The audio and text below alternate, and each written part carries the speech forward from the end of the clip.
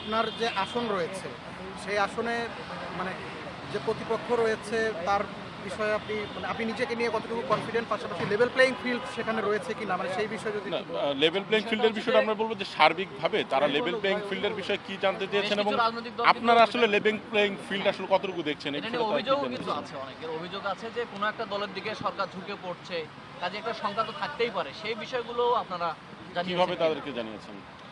আমরা এটা বলেছি যে লেভেল প্লেইং ফিল্ড নিয়ে এখানে আহ, সেই আত্মবিশ্বাস বা সেই সম্মতিটা সকল রাজনৈতিক দলের নাই, এমনকি আমাদেরও নাই।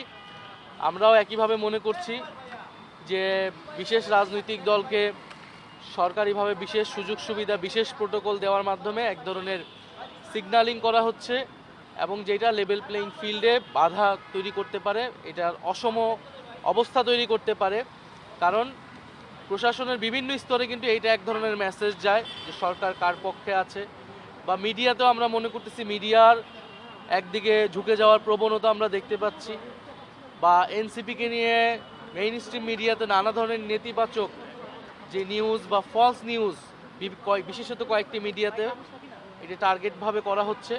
তো এটা আসলে আমাদের যে লেভেল প্লেইং ফিল্ড প্রশাসনিকভাবে মিডিয়ার জায়গা থেকে সেই সুযোগ সুবিধাটা কিন্তু সমভাবে যাতে হয় সেটা আমাদের চাওয়া থাকবে, এবং সরকার এবং নির্বাচন কমিশনের কাছে কিন্তু বারবার আমরা এটা বলেছি। আমাদের নির্বাচন কমিটির চেয়ারম্যান তিনিও ইলেকশন কমিশনে গিয়ে কিন্তু এই বক্তব্যগুলো দিয়ে এসেছে, এবং আমরা পর্যায়ক্রমে আমরা ধারাবাহিকভাবে ইলেকশন কমিশনের কাছে আমরা কিন্তু এই আমাদের আপডেটগুলো আমরা দিয়ে আসব যে কীভাবে লেভেল প্লেইং ফিল্ড থাকতেছে কি থাকতেছে না, বা আমরা যে নির্বাচনের মাঠে যাচ্ছি সেখানে আমরা কোন ধরনের বাধার সম্মুখীন হচ্ছি আমরা ইতিমধ্যে বলেছি।